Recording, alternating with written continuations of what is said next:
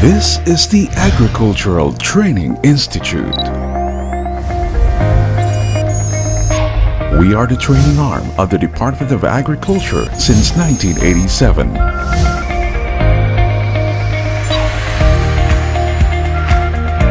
We are the premier institution managing the country's extension services. We uphold leadership in agricultural extension through our network of 16 training centers located at the heart of rural communities across the country. We equip extension workers, farmers, and other key players in agriculture with outcome-based knowledge and skills. Our services are anchored on 6 thematic platforms of our core functions.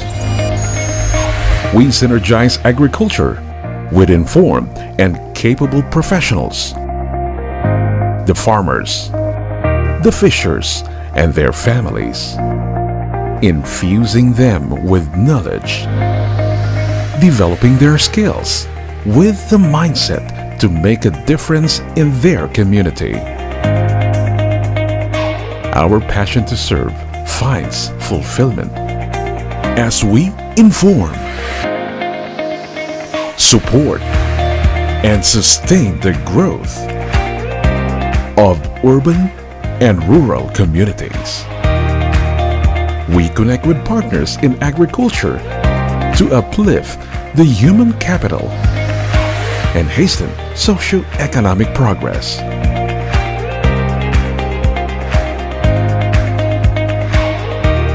This is the Agricultural Training Institute today. We are providing excellent extension services beyond boundaries.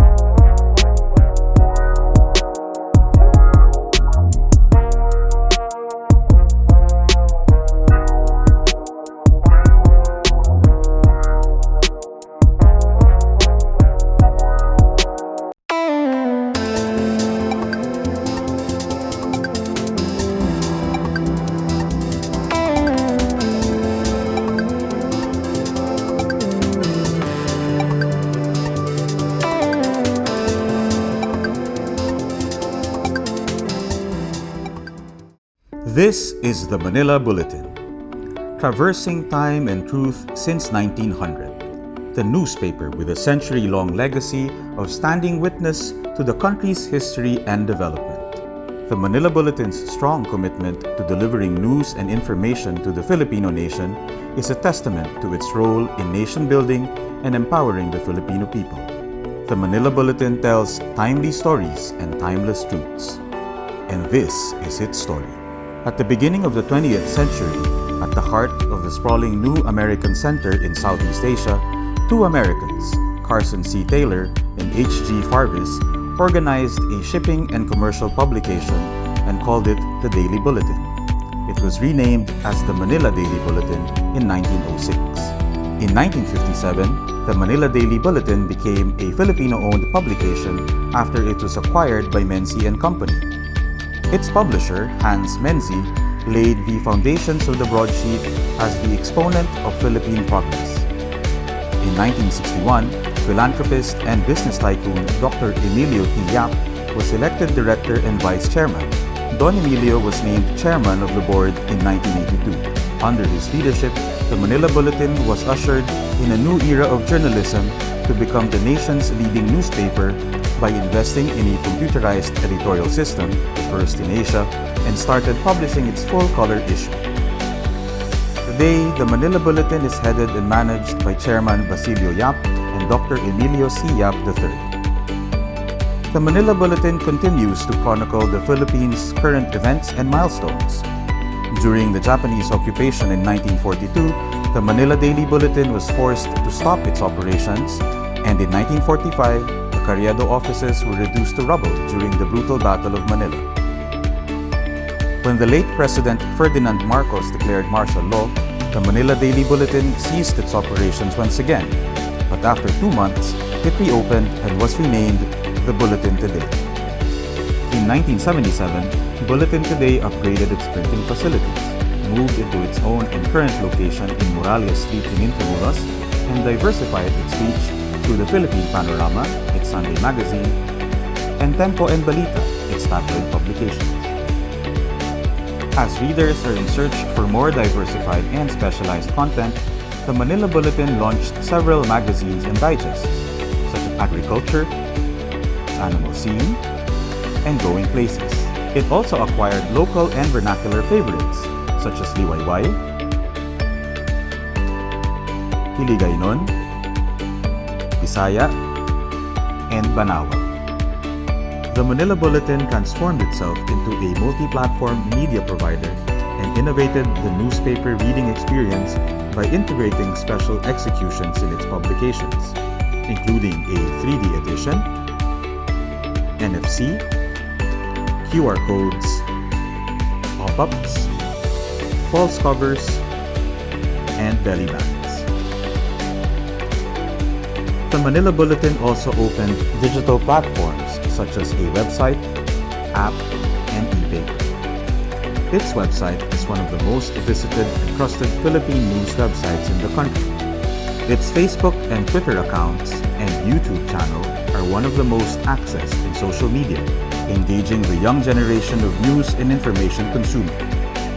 Today, the Manila Bulletin strives to make the nation be fully informed, at the same time uplifting the Filipino spirit through there's good news here. This is the Manila Bulletin, and the Manila Bulletin will continue to inform, inspire, empower, telling timely stories and timeless truths through this century and beyond.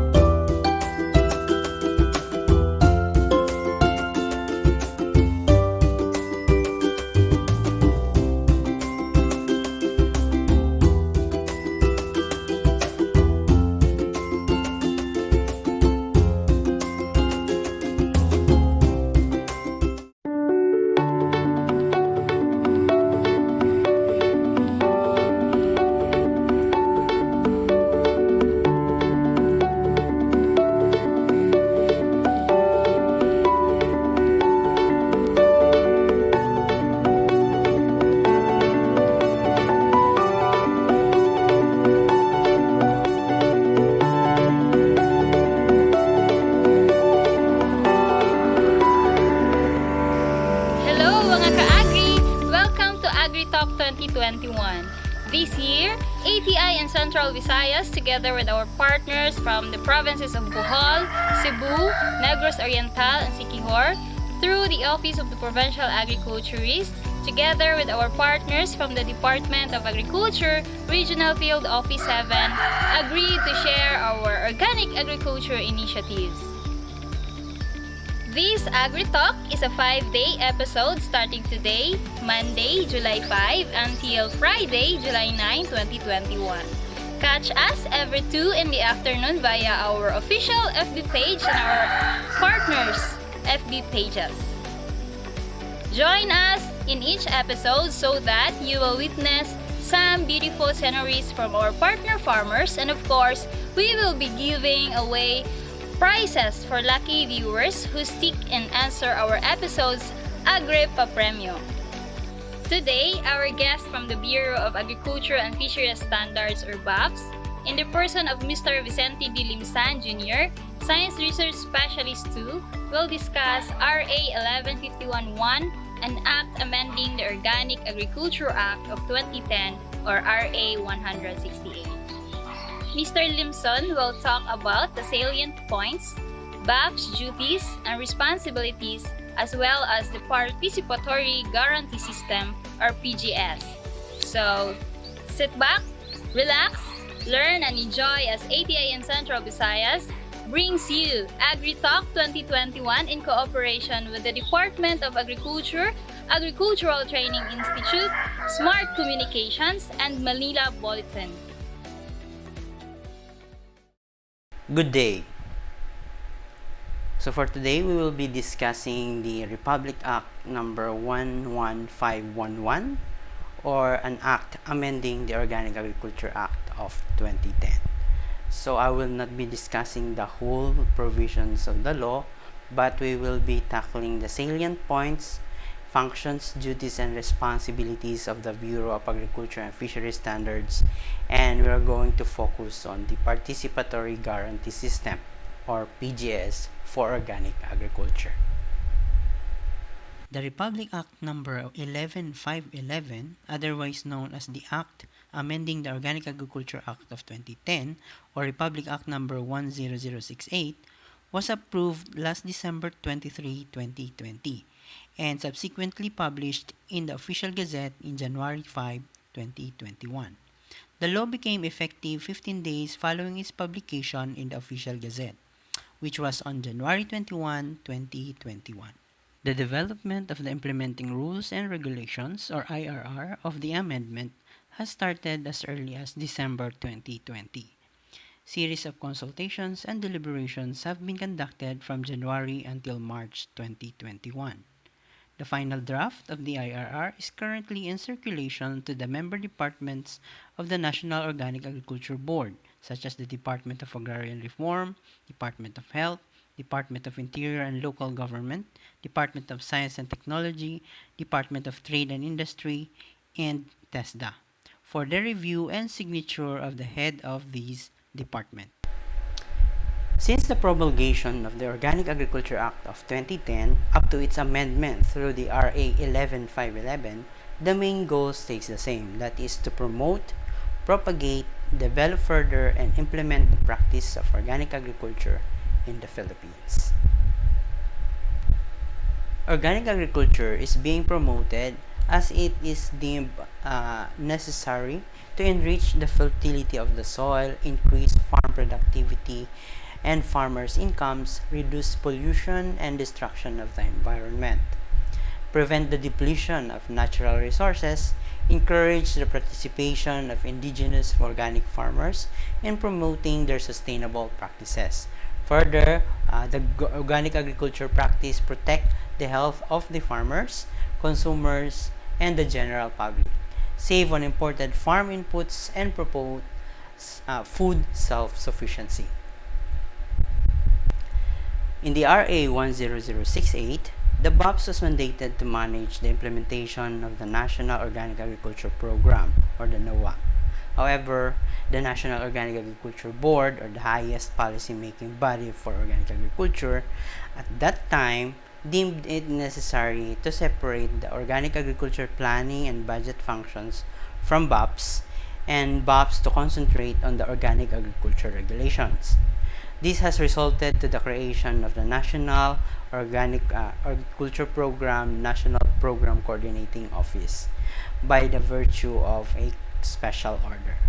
With the amendment or the RA 11511, the National Program Coordinating Office is now formally created as a separate office under the Department of Agriculture.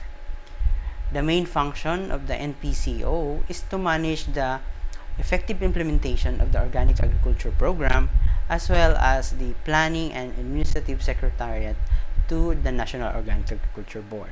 So the Secretariat function was now transferred to the NPCO from the Bureau of Agriculture and Fisheries Standards.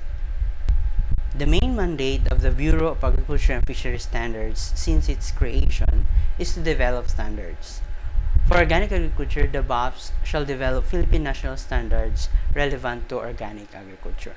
With the amendment of the Organic Agriculture Act of 2010, the BAFS has now the following functions. Since 2010, the BAFS was mandated to grant accreditation to organic certifying bodies. However, with the amendment where PGS is now recognized as an alternative certification system, the BAFS shall also recognize these PGS groups through accreditation. BAFS is also handling the registration of integrated farms and inputs such as the organic soil amendments, which cover organic fertilizer, vermicompost, plant supplement, and others, and the organic biological control agents. With the recognition of PGS as an alternative certification system for organic, the BAFS shall also conduct inspections and certification of farms under PGS in relation to the accreditation of the PGS group. So there will be more discussion on this on PGS later. The Bureau shall also rule on appeals of farmer members of an accredited PGS group. As part of ensuring that certified farms and farmers are continuously complying with the standards and regulations, the BAFS shall conduct regular monitoring and post-market surveillance. Although PGS has been existing even before its recognition, its formation and capability to meet the criteria set by the law, the Bureau of Agriculture and Fisheries Standards needs to extend technical support to these PGS groups. So now let's go to the Participatory Guarantee System or PGS for organic agriculture. So what is Participatory Guarantee System? How it works?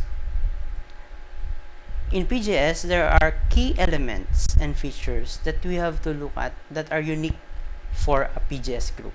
So this is a shared vision, active participation of multiple stakeholders, transparency of the process, trust as a foundation element, and conceptualizing certification as a learning process, and horizontality, meaning that all members share equally in the rights and responsibilities related to how the system is established and maintained. So this is how the IFOAM or International Federation for Organic Agriculture movement defined the key elements and features unique to the Participatory Guarantee Systems group for organic agriculture. So what does the law says about PGS? Participatory Guarantee System is a locally focused quality assurance system which is developed and practiced by people engaged in organic agriculture. So this is built on a foundation of trust, social network, and knowledge exchange.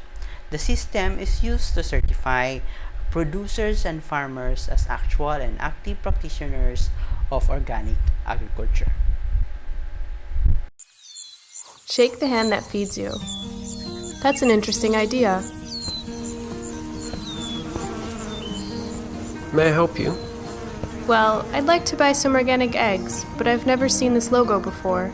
You're in the right place. These eggs, as well as all the products sold at this market, are guaranteed through a PGS. What's a PGS? It stands for Participatory Guarantee System. It means that us producers, together with consumers and others from our community, come together to form a guarantee system that ensures the organic quality of our products and much more.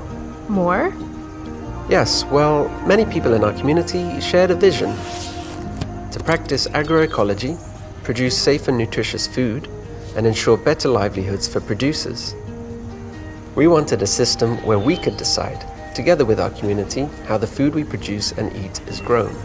So we started using organic standards which also cover things like fairness, economic sustainability, and energy efficiency.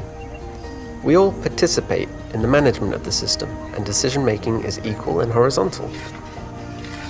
For example, we take time each year to verify every producer that wants to sell at this market.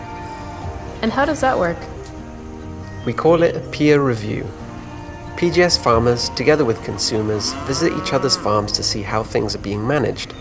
The quality control is carried out by our own members. Well, I don't know much about farming in general. Could be a good way to learn more. Oh, definitely. Through these visits, we all learn. As producers, we're always looking for ways to improve our work.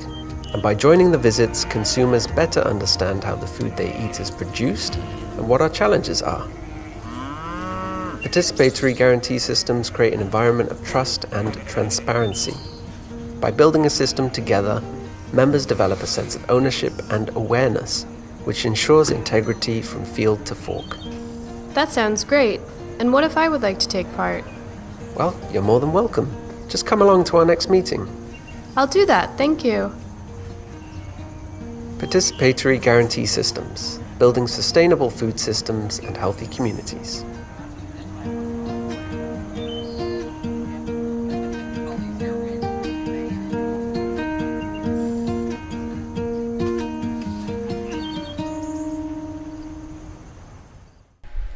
In the amendment, there are 9 features and characteristics of a PGS group. So these are unique characteristics that should be embraced by a group for them to become PGS. So the RA 11511 sets 9 features and characteristics that tell that such group is operating under the PGS, or Participatory Guarantee System.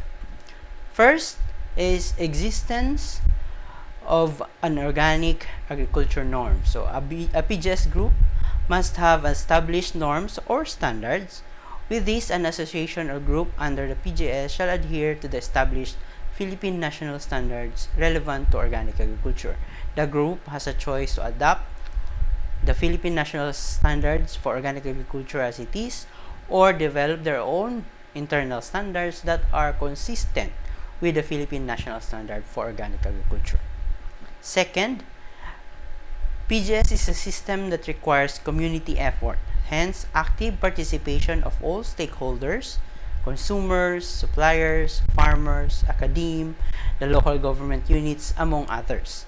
So this characteristic requires participation of all stakeholders.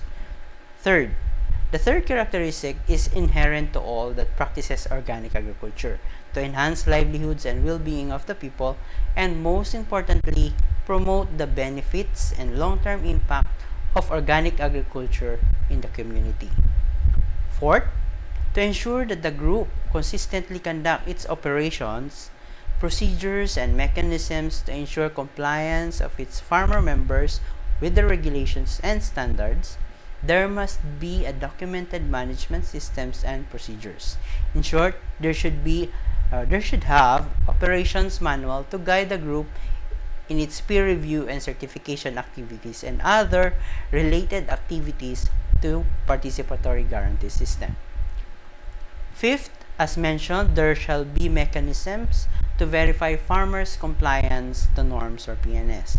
This must be included in the documented management systems and procedures. So, part of your operations manual is the mechanism or procedure to ensure provision of verifying farmers' compliance. So, how will you do verification of compliance of a farmer member to our set criteria, which is the standards, the policies that you have, and the procedures.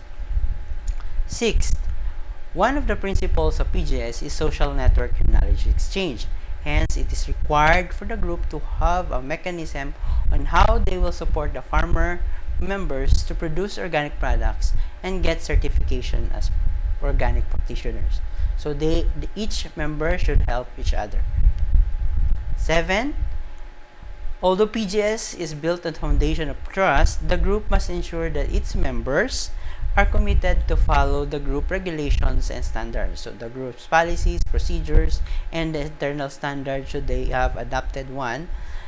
And this is done through a farmer's pledge or contract that a member must indicate its signature to signify his or her agreement, and it shows his or her commitment to the group and to follow the standards, policies, and procedures of the group.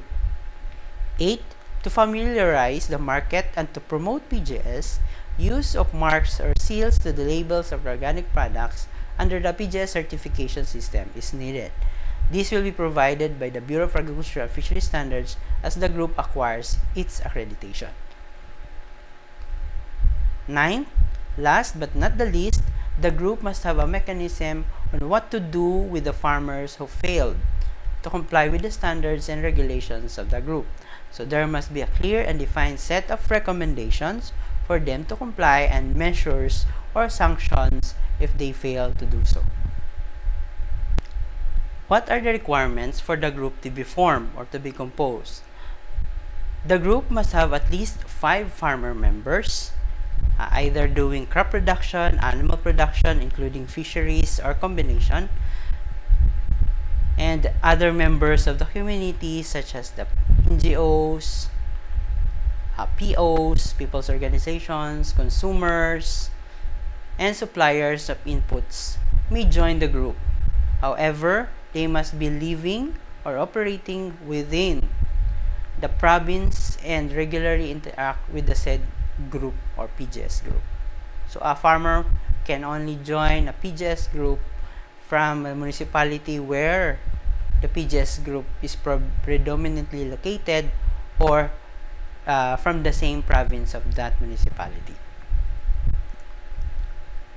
So the core PGS group shall be registered with the municipality or city where the PGS groups is predominantly located. So as required by the law, they must secure a mayor's permit as proof of registration and grant of legal personality. Now that we know who are the members of the core PGS group, let's go to their duties and responsibilities. So the law specified 9. First, the group must develop understanding of the organic standards and adapted it to its language, if necessary, and ensure that all its members are knowledgeable on the applicable organic standards. Through peer reviews, the PGS group or the core PGS group must ensure that farmer members and its farms are compliant with the group's regulations, policies, and procedures and the standards. In relation to the unique characteristics of the PGS group, the core PGS group must ensure that its members are committed to adhere or to follow the applicable organic standards through a pledge or contract. The core PGS group shall conduct peer reviews that includes inspection and certification activities to its farmer members to ensure that they are compliant to the standards, policies, and procedures of the group. And thereafter recommend which farms will be certified organic. As part of the social network and knowledge exchange principle, the core PGS group must conduct trainings and promotion activities not just to their farmer members but also to the members of the community where they belong. The core PGS group will have its representative to attend the municipal, provincial PGS meetings and share information as necessary. The core PGS group must uphold the guidelines on PGS groups, particularly on sanctions to non-compliant farmer members. And lastly, assist farmer members having difficulty in complying with the organic standards to regain its certification status. As mentioned earlier, one of the mandate of the Bureau of Agriculture and Fisheries Standards is the accreditation of organic certifying bodies. The BAFS is designated and authorized to grant official accreditation to an OCB or organic certifying body or entity. So for this, accreditation of participatory guarantee system group is also included. So as criteria for the accreditation of PGS group, 1, the group or the core PGS group must be registered with the municipality or city where the PGS group is predominantly located. Must have a physical office for the day-to-day operations of the PGS group. Must have an established policies and procedures, including the internal standards, and must have 5 farmer members certified by the BAFS as organic practitioners. As previously presented, one of the criteria is to have the 5 farmer members of the group get certified by BAFS. With this, the BAFS shall conduct inspection and certification activities. If all findings during the inspection have been acted upon by the farmer members, an organic certificate to each of the 5 farmer members or individual farms will be issued. Within PGS, inspection conducted by farmers to peers is usually called peer review. But for us, as BAFS conducts its certification, inspection and certification activities for the 5 farmer members, it's called inspection.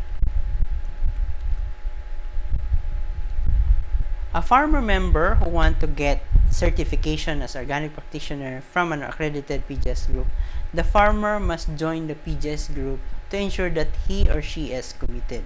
On the other hand, if a farmer member opted to withdraw its membership from the PGS groups, he or she forfeits the privileges of using the organic certificate and consequently the rights to use the organic term in its label or product labels. When all the criteria for accreditations are met, the accreditation will proceed. Assessments will be done to ensure that the operation of PGS group in relation to their pre-review, inspection, and certification activities is consistent, competent, and impartial. Accreditation shall serve as attestation that the PGS group is capable to conduct its own inspection and certification activities to its farmer members without compromising the integrity of the organic standards and regulations. The accreditation granted by BAFS is valid for 5 years, subject to annual surveillance and assessment or assessments to ensure that the group is continuously complying with the accreditation guidelines and regulations. The major amendment to the RA 10068 or the Organic Agriculture Act of 2010 is the recognition of participatory guarantee system. Hence, the products which are certified and guaranteed by third-party organic certification system and PGS shall be allowed to be labeled and sold as organic agriculture. So as I've said before its amendment, the organic agriculture law only recognizes products which are third-party certified to be labeled and sold as organic. Now that PGS is also recognized, products guaranteed by PGS certification system are also allowed to be labeled and sold as organic. Of course, only after the said PGS group has been recognized by the BAFS through accreditation. Before I end this presentation, I would like to leave you these 4 key messages. RE 11511 amended the Republic Act 10068 or Organic Agriculture Act of 2010 to recognize participatory guarantee system. So what is participatory guarantee system? PGS is a locally focused alternative certification system, certifying farmer members as organic practitioners. There are 9 features and characteristics that are unique to a PGS group. And lastly, with the amendment, products guaranteed by an accredited PGS group are now allowed to be labeled and sold as organic.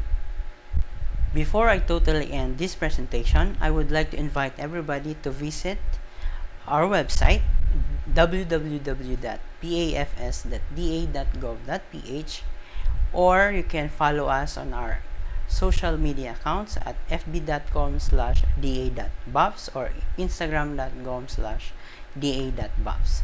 You can also email us for inquiries and other messages at BAFS or bafs@da.gov.ph. Thank you for listening, and I hope I have imparted you the salient points of the RA 11511, the roles and functions of BAFS towards organic agriculture, and overview of the PGS or Participatory Guarantee System as defined by the law.